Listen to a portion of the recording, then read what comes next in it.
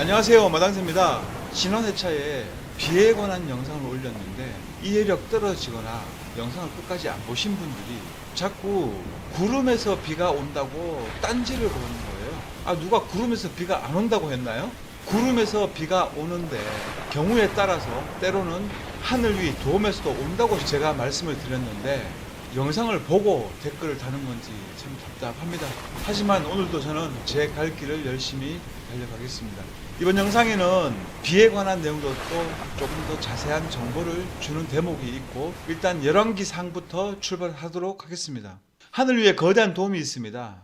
이것을 궁창이라고 말씀하셨는데, 열왕기상 8장 23절 이르되 주 이스라엘의 하나님이여 위로 하늘에나 아래로 땅에 주와 같은 하나님이 없나이다. 27절 그러나 하나님께서 참으로 땅에 거하시리까 보소서 하늘과 하늘들의 하늘이라도 주를 품지 못하겠거늘 하물며 내가 건축한 이 집이 오리까. 이 두 구절을 보니까 하늘 위에 하늘이 있고 또 그 하늘 위에 또 하늘이 있다고 나와 있습니다. 이런 구절들은 성경에 진짜 많이 나오는데요. 우리가 사는 세상이 보는 하늘이 있고 그 위에 하늘이 있고 그거보다 더 큰 천국의 하늘이 있다고 이해하면 될 것 같습니다. 물론 개인적인 생각이고 가본 적이 없으니까 이 구절을 놓고 이런 생각 저런 생각들을 할 수 있지만, 공통적인 것은 무한한 우주에는 맞지 않는 구절이라는 것과 정확하게 평면세상에 이루어지는 구절임을 알 수 있는 대목이에요. 우리가 가보지 않은 하늘 위, 또 다른 하늘, 그리고 그 위에 또 다른 하늘, 상상은 할 수 있겠지만 특정해서 이것이다 저것이다 이렇게 말씀드리는 건 올바른 정보가 아닌 것 같아서 여기서 더 깊이 들어가면 안 될 것 같고요. 우리가 확실하게 아는 것은 우리가 사는 하늘 위에 도움이 있고 그 도움 위에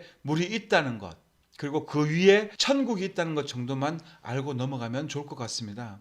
인간은 절대 그 위를 알 수 없기 때문에 혹 잘못 해석하면 삼천포로 빠질 수가 있습니다. 다음 구절에 비가 또 등장을 하게 되는데요. 열왕기상 8장 35절 그들이 주께 죄를 지어 하늘이 닫히고 비가 없어 그래서 그들을 괴롭게 하실 때에 그들이 이곳을 향하여 기도하며 주의 이름을 시인하고 자기들의 죄에서 돌이키거든 이라는 구절이 있는데요. 하나님이 세상 모든 곳에 비를 골고루 내려주시지는 않습니다. 비는 마구잡이로 조건에 맞추어서 증발한 물이 내려오는 것이 절대로 아니고요. 하나님께서 세상을 살피고 꼭 필요한 곳에 비를 내리고 계십니다. 인간이 범죄하고 땅이 피로 물들면 그곳 위 하늘은 닫혀버립니다. 그럼 몇 년이고 몇 백 년이고 그 지역에 비가 내리지 않습니다. 멀쩡한 땅이 사막이 되기도 하고 범죄한 인간이 돌이켜 회개하거나 또는 충분한 죄값을 이 땅에서 치르거나 또는 하나님이 그 인생들을 불쌍하게 여기시면 다시 그곳에 비가 내리게 되는 겁니다. 비는 한 방울이라도 절대 쓸데없는 곳에 내리지 않는다라는 말씀이에요. 열왕기상 17장 1절 길르앗 거주민 디셉 사람 엘리야가 아합에게 이르되 내가 서서 섬기는 주 이스라엘의 하나님께서 살아 계심을 두고 맹세하노니 내 말이 있지 아니하면 이 몇 년 동안 이슬이나 비가 있지 아니하리라 하니라. 여기 하나님의 사람 엘리야가 등장해서 아합 왕에게 국가적 재앙을 선포합니다. 이 땅에 앞으로 몇 년 동안 비가 안 올 거다 하고 숨어버렸어요. 그러니까 진짜 몇 년 동안 비가 안 와서 나라가 멸망하게 생긴 사건입니다. 엘리야는 아주 유명한 선지자이고 예언자인데요. 이 사건은 종말 때와도 연관이 있는데 종말 때에도 이와 비슷한 사건이 발생하게 되는데요. 대환란이 시작되게 되면 바람이 멈추고 하늘 위에 제트 기류가 더 이상 불지 않습니다. 그리고 두 증인이 등장해서 이 두 증인이 하늘에 선포를 합니다. 비야 그동안 고생이 많았다. 이제 그만 내려라 하고 선포를 해버려요. 그리고 대환란이 들어가는데요. 3년 6개월 동안 비가 내리지 않는 극심한 가뭄과 또 모든 농작물이 죽고 별별 재앙들이 이 땅에 쏟아지게 되는데요. 그건 이 시리즈 요한계시록 때 한 편의 영화보다 더 사실적인 말씀만으로도 아주 재밌고 또 무섭고 세상 구조가 왜 이렇게 생겼는지 그 이유를 요한계시록을 통해서 알려드리도록 하겠습니다. 여기서는 대충 개요만 잡고 넘어가면 됩니다. 자, 아무튼 오늘 엘리야가 하늘에서 비가 앞으로 몇 년 동안 못 내리게 저주를 걸어버렸는데요. 여기 비와 이슬이 있습니다. 비는 하늘에서 내려오는 거고요. 이슬은 땅에서 올라오는 수증기들이 땅 위에 깔리는 걸 말합니다. 그런데 하늘을 닫아서 비도 못 오게 하고 심지어 땅에서 올라오는 수증기도 없게 만들어버린 상황입니다. 말씀에도 분명히 하늘이 닫히고 라고 말씀을 하고 있는데요. 태양은 떠서 열기를 내리쬐고 물은 증발하고 둥근 지구에서 그 증발한 물은 다시 내려와야 되잖아요. 그런데 본문 말씀에 봤더니 구름을 막았다는 말씀은 없습니다. 하늘을 닫았다라고 말씀하고 있으니까 철저하게 문자적으로 본다면 북이스라엘의 하늘을 닫아버리신 거고, 그래서 북이스라엘에 비가 안 오는 겁니다. 그럼 하늘을 닫았으니까 비는 어디서 온다고 이해해야 될까요? 증발한 물이 다시 내려온다는 말은 절대 아니라는 거죠. 하늘을 닫아버리면 물 없는 구름들만 정처없이 흘러가게 되고요. 비구름의 역할이 물을 담아서 세상 여기저기 필요한 곳에 내려주는 하나님의 선물입니다. 증발한 물은 절대로 아니에요. 추후에 비에 관해서 새롭게 관찰을 통해 깨달은 부분도 있고 독립적인 영상을 만들어서 올리도록 하겠습니다. 그리고 다음 구절에 아주 멋진 대목이 나오고 있습니다. 전 이 구절을 보면서 얼마나 통쾌하고 멋진지 말로 표현할 수가 없었고 온몸에 전율을 느꼈었습니다. 엘리야가 북이스라엘에 비가 안 내리는 저주를 선포하고 3년째 되는 해, 그러니까 2년 동안 비가 안 온 겁니다. 그리고 3년 되는 해에 숨어있던 엘리야가 북이스라엘 왕에게 나갑니다. 비가 안 내린 2년 동안 아합 왕이 전 세계로 사람을 보내가지고 엘리야를 찾으려고 혈안이 되었어요. 왜? 엘리야가 저주를 걸어서 비가 안 왔으니까 엘리야를 못 찾으면 나라가 망해버리게 생긴 겁니다. 그런데 엘리야가 숨어있다가 스스로 왕 앞에 나와서 아합 왕에게 말을 합니다. 자, 그런데 엘리야가 왜 저주를 걸었을까요? 북이스라엘이 2년 넘게 비가 안 왔는데요. 바로 아합 왕이 세상 잡신들을 섬기고 전보는 사람, 무당들을 옆에 두고 하나님을 찾지 않았기 때문에 하나님이 북이스라엘을 멸망시켜 버리려고 하다가 그래도 이스라엘 백성이고 언약한 약속이 있다 보니까 멸하지는 않고 그 범죄한 원흉들을 모조리 처단을 하는 상황이 발생하게 됩니다. 엘리야가 말합니다. 이 멍청하고 미련한 왕아, 네가 섬기는 잡신들의 제사장, 무당들 그 450명 모조리 갈멜산으로 불러라. 오늘 네가 섬기는 그 잡신들이 참신인지 아니면 내가 섬기는 하나님이 참신인지 제단을 쌓고 단판을 짓자라고 선포를 해요. 그래서 갈멜산에 각종 우상들의 제단이 세워지고 거기에 장작더미가 쌓이고 그 위에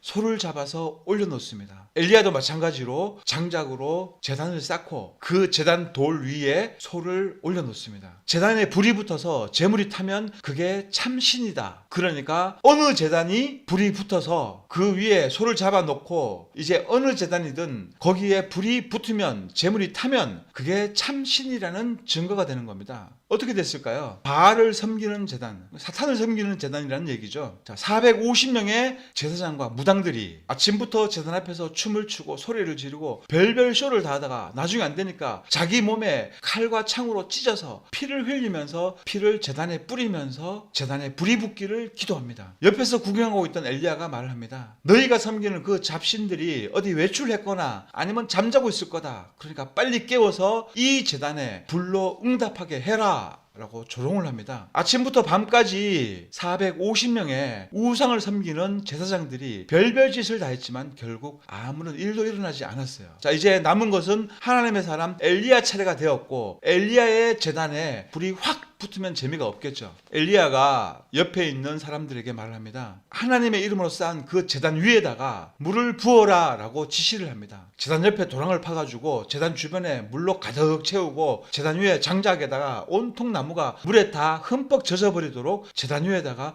물을 3번이나 갖다 뿌리게 합니다. 제물도 제단도 장작도 그리고 제단 주변에 도랑도 물로 가득 차버렸고 다 물에 흠뻑 젖어버린 거죠. 이 상태에서 이제 엘리야가 나와서 하나님께 기도합니다. 아브라함과 이삭과 이스라엘, 여기서 이스라엘은 야곱을 말하고 있습니다. 야곱의 이름을 이스라엘이라고 하나님께서 계명을 시켜주셨는데요. 그래서 아브라함과 이삭과 야곱의 하나님이 아니라 아브라함과 이삭과 이스라엘의 하나님, 오늘 북이스라엘에 2년 넘게 비가 오지 않는 것은 천지를 만드신 하나님이 이스라엘의 범죄로 인해 내리신 재앙임을 알게 하시고 어리석은 이스라엘 백성들에게 신은 오직 여호와 하나님 한 분 그뿐인 것을 저들이 알고 회개하고 하나님께로 돌아오게 하소서 하고 이렇게 기도를 했어요. 기도하자 말자 하나님의 보좌로부터 불이 내려와서 그 제단의 희생물과 물에 젖은 나무와 제단 주변의 돌들과 흙까지 모조리 태워버렸습니다. 하늘 위에 하나님의 창고가 있는데 불의 창고도 있습니다. 그래서 하늘로부터 갈멜산 제단을 태운 불은 하나님께로부터 내려온 불이에요. 저 먼 우주에서 무슨 행성 조각이 떨어진 것이 아니고요. 여호와의 불이 하나님 보좌로부터 내려와서 갈멜산에 있는 제단을 태워버린 겁니다. 자, 이런 상황이 되니까 이 장면을 구경하고 있던 모든 이스라엘 사람들이 하나님 앞에 회개하고 자기들의 잘못을 깨닫고 돌이키게 되는데요. 이때 엘리야가 바알을 섬기는 제사장들, 요즘 말로 무당들, 우상 숭배자들, 하나님 이외에 다른 신을 섬기는 제사장 450명을 모조리 잡아서 다 죽여버립니다. 이 장면을 놓고 강팍한 사람들은 말할 겁니다. 어떻게 하나님을 안 믿는다고 그 많은 사람들을 모조리 다 잡아 죽일 수 있느냐, 하나님이 어떻게 그럴 수 있느냐라고 반문하는 사람들이 있어요. 마음이 강팍하고 완악한 사람들인데요. 그 450명의 제사장들은 이스라엘 전체 백성들을 모조리 다 범죄하고 타락시켜서 지옥으로 끌고 가려는 악의 무리들이에요. 그 죄는 엄청나게 큰 거고 당연히 죽어 마땅한 겁니다. 오늘날로 치면은 그 450명의 거짓 종교 지도자들, 이스라엘 백성들을 타락시키고 하나님을 떠나서 헛된 것들을 경배하게 만들고 죄를 짓게 하는 원흉들이니까 죽음은 이미 정해져 있었던 겁니다. 하늘에서 불이 내려온 장면을 어떻게 기록하고 있냐면 열왕기상 18장 38절, 이에 주의 불이 내려와서 태우는 희생물과 나무와 돌들과 흙을 태우고 또 도랑의 물을 핥음으로, 이 불은 우리가 생각하는 그런 단순한 불이 아니라 주의 불이 내려온 겁니다. 자, 이렇게 우상 숭배자들을 다 처단해 버렸고 이스라엘 백성들이 회개를 했습니다. 그리고 다시 이제 하늘에서 비가 내려야 되겠죠. 열왕기상 18장 44절, 정말 중요한 구절인데요. 7번째 이르러서는 그가 이르되 보소서 바다에서 사람의 손만한 작은 구름이 일어나나이다 하매 그가 이르되 올라가서 아합에게 말하기를 비에 막히지 않도록 왕의 병거를 준비하고 내려가소서 하라 하니라. 엘리야가 이제 비를 내려야 되니까 다시 하늘을 열어야 됩니다. 그래서 기도를 하는 거죠. 하나님 비를 내려주세요. 닫힌 하늘을 다시 열어주세요 라고 기도를 했어요. 그리고 엘리야를 수종드는 종한테 높은 산에 올라가서 비 구름이 오는지 보고 오라고 했어요. 한 번 기도했는데 아무런 변화가 없습니다. 2번 기도했는데 또 변화가 없어요. 이렇게 7번 기도하니까 그 시종드는 종이 산에 올라가서 봤더니 저 먼 바다에서 비구름이 오는 것이 보이기 시작한 겁니다. 만약에 바닷물이 증발해가지고 그것이 비가 되어가지고 땅에 내린다면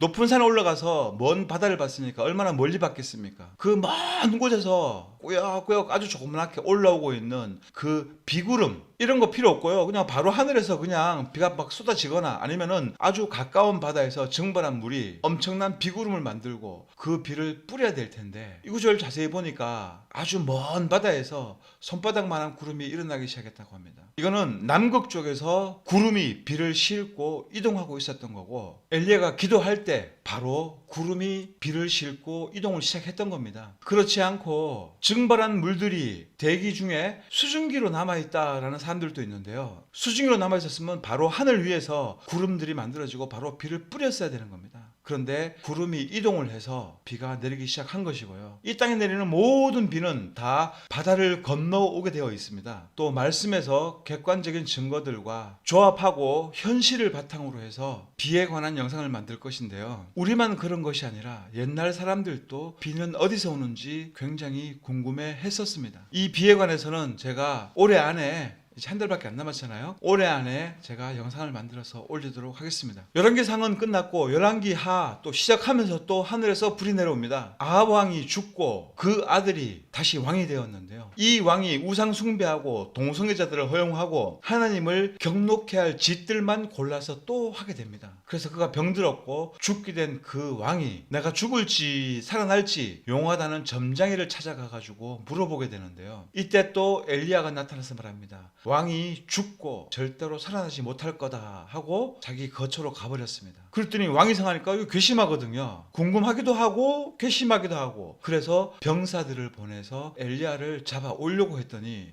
또 하늘에서 하나님 보호자로부터 또 불이 내려온 겁니다. 1장 12절 엘리야가 그에게 응답하여 이르되 내가 만일 하나님의 사람이면 불이 하늘에서 내려와 너와 내 부하 50명을 살을지로다. 하나님의 불이 하늘에서 내려와 그와 그의 부하 50명을 살랐더라. 우리가 속고 있는 것이 물질계가 있고 영계가 있다. 다른 차원 이런 데 자꾸 개념을 두는 사람들이 많이 있습니다. 천국은 다른 차원이 아닙니다. 우리가 사는 하늘 위에 쭉 올라가면 거기 천국이 있고 천국과 이 세상은 위치적인 차이뿐이지 같은 차원이라고 보시면 되는데요. 하나님의 보호자로부터 불이 내려와서 이 나쁜 왕의 병사들을 불태워버렸는데요. 이 구절을 곰곰이 생각해보면 영적인 차원의 영계에서 하나님 보호자로부터 불이 내려와가지고 이 현실계로 불이 넘어올 수 없는 거예요. 그렇기 때문에 이 하나님의 불은 하나님의 보호자로부터 내려왔고 이 땅에 불이 떨어진 것은 그 불이 똑같은 차원에서 거리 이동만 한 겁니다. 다차원의 뭐 평행우주, 물질계, 영계 이런 거 절대 없습니다. 다른 차원에서 불이 우리가 살고 있는 차원으로 넘어온 것이 아니라는 말이 되는 겁니다. 다른 차원이 없다는 것은 다음 장에서도 알 수 있는데요. 2장 11절 그들이 여전히 가면서 이야기를 하는데 보라 불병거와 불말들이 나타나 그들 둘을 갈라놓음에 엘리야는 회오리 바람을 타고 하늘로 올라갔더라. 성경 기록을 보니까 사람이 죽지 않고 하늘로 올라간 사람이 2명이 있습니다. 고대 시대에 에녹이라는 사람과 또 이 엘리야라는 대선지자인데요. 엘리야는 죽지 않고 하늘로 올라간 사람입니다. 엘리야가 사역을 마치고 보통 사람들은 죽는데 엘리야는 죽음을 맛보지 않고 불병거와 불말들의 호의를 받으면서 회오리 바람을 타고 하늘로 올라가 버렸어요. 그 올라간 곳이 천국인지 아니면 낙원인지 그건 잘 모르겠지만 아무튼 죽지 않고 살아서 그대로 다른 차원이 아닌 우리가 사는 세상 위로 올라간 겁니다. 성도들의 휴거의 예표일 수도 있는데요. 다른 의미도 부여할 수는 있겠지만 문자대로 우리가 사는 세상 위로 올라갔다라고 이해하면 될 것 같고요. 우주가 있다면 진공에 맨몸으로 올라갈 수 없습니다. 그리고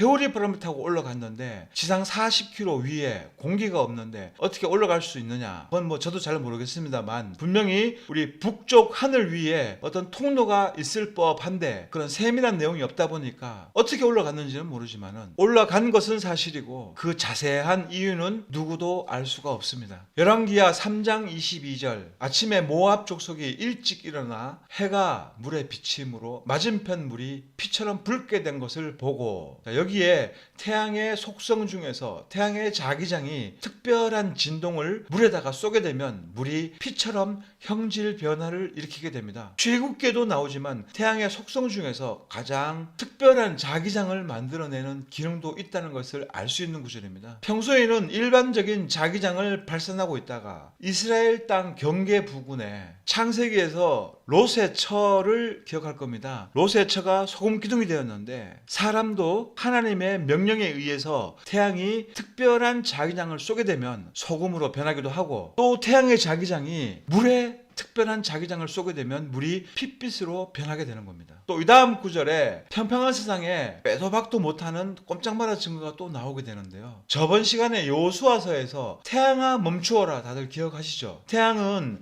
정해진 자신의 궤도를 하루에 한 바퀴 24시간에 딱 맞추어서 정확하게 돌게 되는데요. 태양을 만든 하나님이 명령하시면 태양은 멈추게 됩니다. 그것뿐만 아니라 태양이 앞으로 빨리 회전할 수도 있고요. 반대로 뒤로 뒷걸음질 칠 수도 있습니다. 태양이 가속할 수도 있고 정지할 수도 있고 후진하는 기능까지도 있다는 말이 되는 겁니다. 열왕기하 20장 9절 대언자 이사야가 주께 부르짖음에 그분께서 아하스의 해시계에서 10도 내려간 그림자를 뒤로 10도 물러가게 하셨더라. 여기 보니까 해시계가 등장하네요. 지금으로부터 2700년 전에 해시계가 있었습니다. 물론 그 이전에도 해시계가 있었지만 조잡한 수준이었겠죠. 여기 구절에 의하면 아하스의 이 해시계는 각도계가 있는 것을 알 수가 있고 단순한 해시계가 아니라는 결론이 나오게 되는 겁니다. 그럼 우리 장영실 박사님이 만든 해시계는 어떻게 되는 건가요? 제가 이 채널 말고 제 본 채널인 이상한 놈 채널에서 해시계 보는 법과 해시계는 평면 세상에 완벽하게 맞아떨어진다 라고 설명을 했고 태양계 시스템의 오류, 케플러 법칙의 오류, 절대 맞을 수 없는 구조, 해시계 평면 세상의 증거로 만들어 두었는데요. 궁금하신 분들은 유튜브에서 해시계 둥근 지구라고 검색하면 제 영상이 뜹니다. 학교에서 절대 가르쳐 줄 수도 없고 알지도 못하는 해시계 보는 법과 원리 정확하게 설명을 해 놓았으니까 참조하시기 바랍니다. 태양아 멈추어라 했더니 태양이 멈춰서 종일토록 내려가지 않았다라는 말을 가지고 둥근 지구에서 있을 수 없다고 했더니 성경도 믿고 과학도 믿는 정신 나간 사람들이 뭐라고 말하느냐면요, 지구가 자전하다가 지구 자전이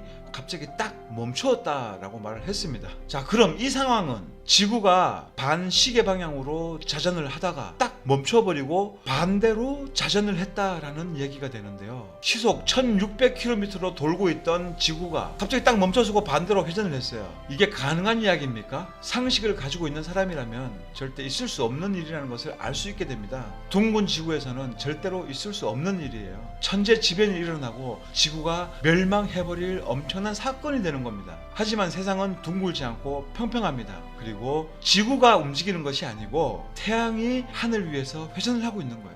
그렇기 때문에 열왕기하 20장 9절 말씀 역시 시계 방향으로 회전하고 있던 태양이 멈추어 서고 반시계 방향으로 10도 뒤로 물러간 겁니다. 평면 세상에서는 아무런 물리적 문제 없이 너무 자연스럽게 해결되는 문제인데 유독 둥근 지구에서는 있을 수 없는 일을 성경에서는 항상 말씀하고 있는 겁니다. 다음으로 넘어가서 열왕기상 23장 4절 왕이 대제사장 히기야와 둘째 서열의 제사장들과 문을 지키는 자들에게 명령하여 바알과 작은 숲과 하늘의 온 군대를 위하여 만든 모든 기구를 주의 성전에서 내가라 하니라. 자, 여기에 하늘의 온 군대라는 말이 나오는데요. 성경 다른 곳에서도 하늘의 군대라는 단어가 가끔 나옵니다. 자, 이건 전투하는 군인들을 지칭하는 것이 아니고요. 하늘에 있는 해와 달과 별들을 하늘의 군대라고 표현을 합니다. 우리 조상님들도 1월 성신에게 빌고 바티칸도 북한의 김정은도 결국 태양신을 섬기는 집단이에요. 태양신이 곧 사탄이니까 나머지 하늘의 온 군대는 사탄의 부하들이라고 보시면 되는 거죠. 그래서 교황의 지팡이가 태양이 묘사되어 있고 피라미드 전시 안에도 태양이 묘사되어 있습니다. 북한의 김정은, 김일성도 그 껍데기를 까보면 태양신을 섬기는 거예요. 하늘을 올려보는 사람들 중에 두 부류의 사람들이 있습니다. 먼저 첫 번째 부류는 하늘을 올려다보면서 해와 달과 별을 전능한 신으로 생각하고 거기 경배하고 일월성을 신으로 섬기는 부류들이 있고요. 또 한 부류는 그 해와 달과 별들을 보면서 그것을 만든 하나님께 존경을 보내는 부류가 있습니다. 또 다른 부류가 있긴 합니다. 하늘을 보면서 아무 생각 없는 부류들도 있어요. 하나님께서는 하늘에 해와 달과 별들을 보면서 거기 미혹되지 말라고 경고하십니다. 신명기 4장 19절에 또 내가 하늘을 향해 눈을 들어 해와 달과 별들 곧 하늘의 온 군대를 보고 끌려가 그것들에게 경배하며 그것들을 섬길까 염려하노니 이것들은 주 내 하나님께서 온 하늘 아래 모든 민족들을 위하여 나누어 놓으신 것이라. 사람들을 위해서 만들어 놓은 하늘 위의 조명들을 보고 사람들이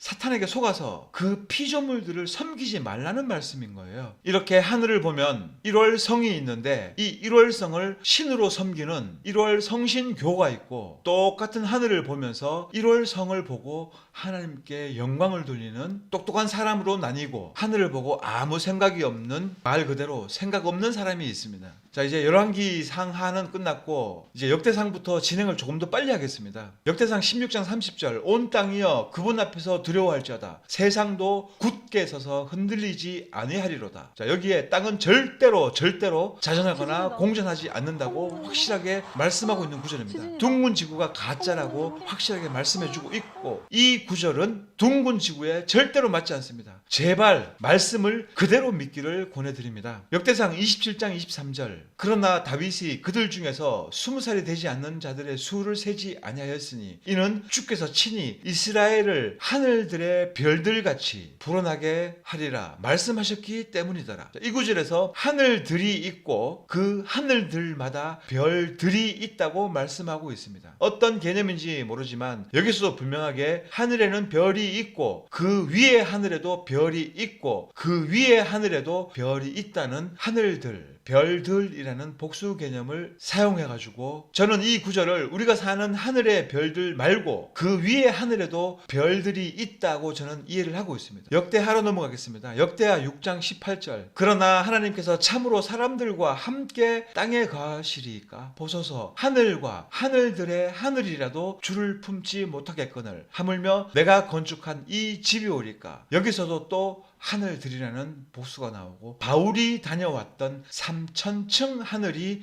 바로 이 구절이라고 보시면 되고요. 이 역시 우주가 있다면 이 구절은 거짓말이 되는 겁니다. 거짓말의 아비 사탄이 속여놓은 둥근 지구와 허상의 우주가 당연히 거짓말이 맞습니다. 다음 구절은 솔로몬의 유명한 기도입니다. 역대하 6장 26절. 그들이 주께 죄를 지어 하늘이 닫히고 비가 없어 주께서 그들을 괴롭게 하실 때에 그들이 이곳을 향하여 기도하며 주의 이름을 시인하고 자기들의 죄에서 돌이키거든. 자, 여기 보니까 사람이 범죄하면 하늘이 닫히고 비가 내리지 않는다라고 말씀을 하고 있습니다. 그러나 회개하고 자기 죄에서 돌이키면 다시 비를 내려 주시겠다라고 말씀을 하고 있는 겁니다. 자, 이 의미를 축소시켜서 개개인의 인생에 맞추어서 보게 되면은 여러분의 인생에서 회개하고 돌이켜서 하나님만 섬기면 제때에 필요한 양식이나 물질들을 채워주고 범죄하면 가난하고 힘들어진다라고 이해하시면 되는데요. 어떤 분들은 그러면 도둑놈들이나 사기꾼들이 더 잘 먹고 잘 사는 건 어떻게 된 거냐? 과연 그럴까요? 재물이 많은 사람들은 그 많은 재물 때문에 더 힘들고 고통 역시 더 크게 따라오게 되어 있습니다. 돈을 가져보지 못한 사람들이나 재물이 많으면 행복할 줄 알고 있는데요. 가져본 사람들은 이구동성으로 말하고 있습니다. 재물이 많다고 인생이 행복한 것이 절대 아니라고 말을 하고 있는 겁니다. 그리고 오히려 그 재물 때문에 인생이 범죄하고 망가지게 되는 겁니다. 상상을 초월하는 부자들이 왜 자살합니까? 다른 거 없어요. 인생은 하나님이 빠져 있으면 항상 공허하고 괴롭고 우울증이 오고 그래서 쾌락만 쫓아가게 되고 그 쾌락은 끝이 없고 그 쾌락만 쫓다가 말라 죽게 되는 것이 인생입니다. 그 무엇으로도 사람의 빈 공간, 마음 중심에 하나님이 계셔야 될 그 자리가 비어 있다면 인생은 공허해지고 그 빈자리를 쾌락으로 채우기 때문에 그 자리에 사탄이 들어앉아서 여러분들을 하루하루 노예로서 부려먹다가 인생 쫑치게 되는 겁니다. 역대하 7장 1절에도 보니까 또 하늘에서 불이 내려옵니다. 이제 솔로몬이 기도를 마침에 불이 하늘에서부터 내려와 그 번제 헌물과 희생물들을 태워버리고 주의 영광이 그 집에 가득하였더라. 자, 솔로몬이 어떤 기도를 했냐면 하나님 앞에서 번제를 드리면서 하나님만 섬기고 우상을 섬기지 않겠습니다. 여기 있는 이 많은 이스라엘 백성들도 함께 하나님 앞에서 하나님께 맹세합니다. 하나님만 참 하나님이고 다른 모든 잡신들을 절대로 섬기지 않겠습니다. 그랬더니 하나님이 그 기도를 받으시고 하늘에서부터 불이 내려와서 제단의 번제물들을 다 태워버렸습니다. 자, 이렇게 역대하가 끝났고요. 스가랴에서는 별다른 구절을 찾지 못했습니다. 느헤미야로 넘어가서 느헤미야서는 이스라엘 백성이 우상 숭배를 하고 또 범죄를 해가지고 나라가 망해버리고 모조리 포로로 잡혀가지고 노예가 되어서 고통 중에 있을 때 느헤미야라는 선지자가 하나님께 기도를 합니다. 그리고 그 기도 내용 중에서 느헤미야 1장 9절에 그러나 만일 너희가 내게로 돌아와 내 명령을 지키고 행하면 너희 중에 하늘의 맨 끝 지역에까지 쫓겨난 자들이 있을지라도 내가 거기서부터 그들을 모아 내 이름을 두려고 내가 택한 곳으로 거기서 데려오리라 하셨나이다. 여기 하늘의 맨 끝 지역이 나옵니다. 하늘의 맨 끝 지역이 어딜까요? 둥근 지구에선 하늘의 맨 끝 지역이 있을 수 없습니다. 평면세상에서 보면 남극의 끝, 땅의 끝이죠. 땅의 끝과 하늘의 끝이 서로 맞닿아 있습니다. 하늘돔이 펼쳐져 있으니까 그 하늘돔의 맨 끝 부분은 땅의 맨 끝 부분이 되기도 합니다. 그래서 하늘의 기둥들이 땅과 맞닿아 있는 곳이 남극 맨 끝 지역이 되는 겁니다. 평면 세상에선 땅의 끝은 남극 끝을 말을 하고 평면 세상에서 하늘의 맨 끝 지역은 땅과 하늘이 맞닿는 끝 부분을 말씀하고 있는 겁니다. 평면 세상에서는 이렇게 완벽하게 해석이 딱 떨어지는데 둥근 지구에서는 아리송하고 절대로 이해할 수 없는 구절이 되는 겁니다. 느헤미야 9장 6절 주 곧 주는 홀로 주시니 주께서 하늘과 하늘들의 하늘과 그것들의 모든 군대와 땅과 그 안의 모든 곳과 바다들과 그 안의 모든 것들을 지으시고 그것들을 다 보존하시오매 하늘의 군대가 주께 경배하나이다. 이 구절에서도 하나님이 계신 하늘과 또 그 아래에 하늘, 또 평면 세상에서의 하늘과 땅, 바다, 이렇게 창조 세상을 딱 정확하게 처음부터 끝까지 말씀하고 계신데요. 창세기부터 느헤미야까지 봤는데 어디를 봐도 둥근 지구가 없어요. 모조리 평면 세상에 맞추어서 기록이 되었고, 이건 성경 말씀입니다. 하나님을 믿는 분들은 말씀을 말씀 그대로 인정하고 믿기를 바라고, 사탄이 심어놓은 둥근 지구의 허상에서 빨리 깨어나기를 부탁드리겠습니다. 성경 말씀을 목사님들이 가르칠 때 말씀을 문자 그대로 가르치지 않고 영적 해석이랍시고 자기 마음대로 해석해가지고 자기 교단에 맞추어서 성경을 알려줍니다. 성경 말씀을 문자 그대로 이해하고 믿게 된다면 과연 목사님이 필요할까요? 전혀 필요가 없죠. 교회에 목사가 필요하기 위해서 영적 해석이 존재하고 있습니다. 성경 말씀이 아니라 목사님의 영적 해석을 너무 듣다 보니까 대한민국 성도들은 힘이 하나도 없어요. 특히 교회 다니시는 분들 중에서 드라마 안 보시는 분들 몇 분이나 될까요? 교회 갔다 와서 못 본 연속극 드라마 본다고 바로 TV 켜잖아요. 그 드라마 속에 등장하는 악한 사람들을 보면서 손가락질하고 정죄하고 때로는 분노를 일으키고 현실과 드라마를 구별 못하는 경우도 생기고, 남자들은 게임에 빠져서 헤어나오지 않는 겁니다. 사람들이 무엇에 미혹되었는지 깨닫지도 못하고 전부 다 흐리멍텅해져 가지고 교회 가서는 아멘하고 예배 잘 드렸으니까 자기 신앙이 이상 없는 줄 착각을 하고 아무런 힘도 못 쓰는 맥없는 신앙인들이 되어가지고, 신앙인도 아니죠, 맥없는 종교인들이 되어가지고 전부 착각을 하고 있어요. 내가 말씀을 얼마나 많이 알고 있는데, 교회를 얼마나 오래 다녔는데 왜 이런 현상들이 나올까요? 말씀을 말씀대로 믿지 않고 목사님의 입에서 나오는 영적 해석만 믿기 때문에 이런 사단이 난 겁니다. 킹 제임스 성경을 문자 그대로 말씀 그대로 믿고 읽어보세요. 삶이 안 바뀔 수가 없어요. 안 바뀐다면 그 사람은 하나님의 사람이 아닙니다. 여러분들을 무기력하게 만드는 영적 해석을 다 버려버리고 종교서적 다 버려버리고 꼭 킹 제임스 성경이 아니더라도 개혁 성경이라도 딱 놓고 읽어보세요. 문자 그대로. 성경은 절대 어렵지 않습니다. 문자 그대로 이해하고 읽으면서 성령님의 도와주심을 구하는 겁니다. 어떤 목사님이 영적 해석을 더 잘하나, 더 재밌게 설교하나, 이런 거 찾아다니는 것이 아니고요. 어떤 목사님이 성경 말씀만 놓고 얘기하느냐, 이걸 찾아다녀야 되는 겁니다. 사탄이 세상을 점령했기 때문에 세상 TV, 모든 문화 다 포함, 예술까지 포함해가지고요, 모조리 죄 짓기 바쁩니다. 그 이유는 이 세상은 사탄에 속했기 때문에 그런 거예요. 그것을 이기는 힘은 목사님 입에서 나오는 영적 해석이 아니라 본인 스스로 성경 말씀을 문자 그대로 읽고 이해하고 기도하면서 힘이 생기는 거예요. 제가 이렇게 말씀드린다고 제가 거룩하거나 여러분들한테 말씀드린 것처럼 제가 똑바로 살고 있다는 말은 아닙니다. 저도 죄 가운데 빠져서 허우적거리고 아직 죄의 습성을 못 버려서 몸부림치고 있지만, 누군가는 앞에 나와서 이야기해야 되기 때문에 제가 부족하지만, 자격도 안 되지만 나와서 욕먹을 각오로 이렇게 말씀드리는 겁니다. 성경은 영적 해석하는 책이 아닙니다. 성경 말씀은 살아있는 하나님의 말씀이고 문자 그대로 이해하고 믿고 기도하면서 읽으면 신앙이 회복되고 하나님과 깊은 교제를 나눌 수가 있는 겁니다. 오늘 영상은 조금 길었는데요. 다음 회차 영상은 거의 평면 세상의 잔치집이 될 겁니다. 성경 어디를 봐도 둥근 지구는 없고 모든 것이 평면 세상을 말씀하고 있고, 또 사물을 관찰해봐도 세상은 평평합니다. 다음 영상 많이 기대해 주시길 바라고 오늘은 마치겠습니다. 감사합니다.